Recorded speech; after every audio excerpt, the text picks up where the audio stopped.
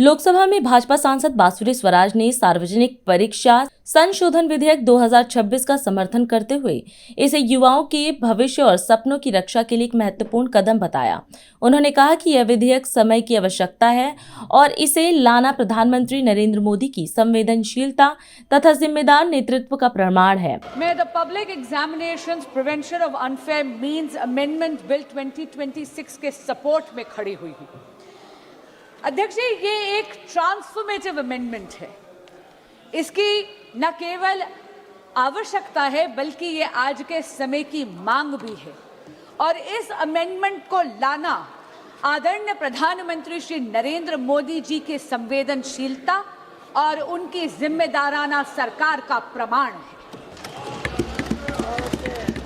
अध्यक्ष जी, जब एक कॉम्पिटिटिव एग्जामिनेशन कॉम्प्रोमाइज होता है तो उसका असर केवल उस कैंडिडेट पे नहीं होता जिसका भाग्य दांव पर लग जाता है।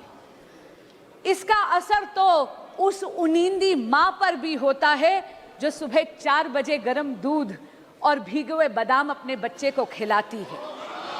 उसका असर उस पिता पर भी होता है जो अपनी इच्छाओं का त्याग कर कर उस बच्चे की फीस भरता है।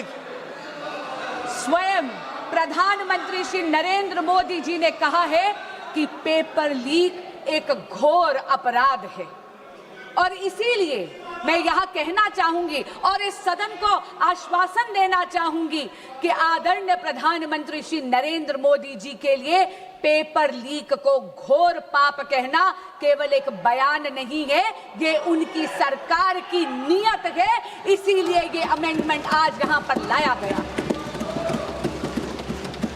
अध्यक्ष जी, आज परीक्षा माफिया संगठित हो गया है, क्रॉस स्टेट क्रिमिनल नेटवर्क बन गया है और ये बिल, ये जो संशोधन आज लाया गया है, ये ज्यूरिसडिक्शन की उलझन को सुलझाता है, उसको समाप्त ही कर देता है।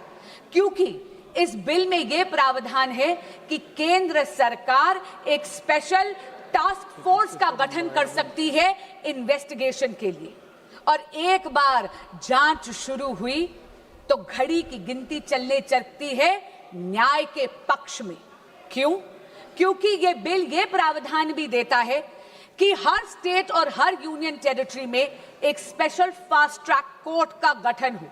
यही नहीं, इन्वेस्टिगेशन एजेंसीज को ये बिल ये कहता है कि आपको मात्र 2 महीने के अंदर अंदर पूरी की पूरी प्रक्रिया समाप्त करनी है और स्टाफ जो फास्ट ट्रैक कोर्ट है उसको पूरा का पूरा ट्रायल 3 महीने के भीतर भीतर खत्म कर कर अपना फैसला देना है। डे टू डे ट्रायल के साथ साथ ये भी प्रावधान इस संशोधन में दिया गया है कि स्पेशल पब्लिक प्रोसिक्यूटर्स अपॉइंट करे जाएंगे।